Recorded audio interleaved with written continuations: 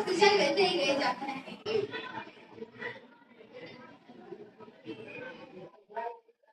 Atom क्या होता है? एटम जो होता है वो किसी मॉलिक्यूल का छोटा जर्रा होता है जिसे हम मजीद नहीं कर सकते ये बताया गया है। लेकिन एटम जो है मजीद कट होता है वो तीन सब पार्टिकल्स है जिसे हम क्या कहते हैं? प्रोटॉन, न्यूट्रॉन और इलेक्ट्रॉन। न्यूट्रॉन क्या होता है? उसमें कोई चार्ज नहीं होता, वो न्यूट्रल होता है। जबकि इलेक्ट्रॉन क्या होता है? वो नेगेटिव चार्ज का मतलब है। जबकि प्रोटॉन होता है वो क्या होता है? वो पॉजिटिव चार्ज रखता है। प्रोटॉन कौन सा चार्ज रखता है? वो पॉजिटिव रखता है।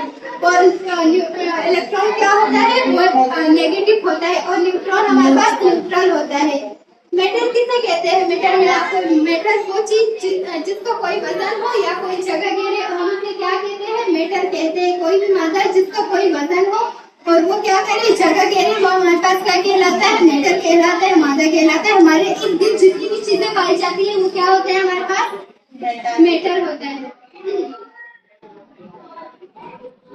मॉलिक्यूल क्या होते हैं? जब दो या दो से ज्यादा एटम आपस में मिलते हैं तो क्या बनाते हैं? एक मॉलिक्यूल बनाते हैं। और मॉलिक्यूल कैसे होते हैं? वो इंडिपेंडेंटली होते हैं। और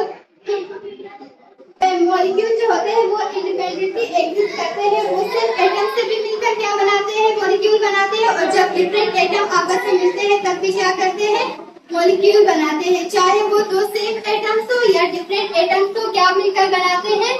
एक मॉलिक्यूल मिलकर बनाते हैं। जैसे कि ऑक्सीजन और ऑक्सीजन, ये हमारे पास सेम एटम है। ये हमारे पास क्या है? सेम एटम है। ऑक्सीजन और ऑक्सीजन दोनों सेम है ना, इससे मिलकर हमारे पास एक मॉलिक्यूल बनता है। किस चीज का बनता है? ऑक्सीजन का मॉलिक्यूल बनता है जिसे हम क्या कहते हैं? O2 कहते हैं। अब हमारे पास C हमारे पास क्या है? कार्बन है। और ऑक्सीजन, ये हमारे पास डिफरेंट एटम्स है। इससे मिलकर हमारे पास क्या बनता है? एक मॉलिक्यूल बनता है जिसे हम क्या कहते हैं? CO2 कहते हैं, कार्बन डाइऑक्साइड।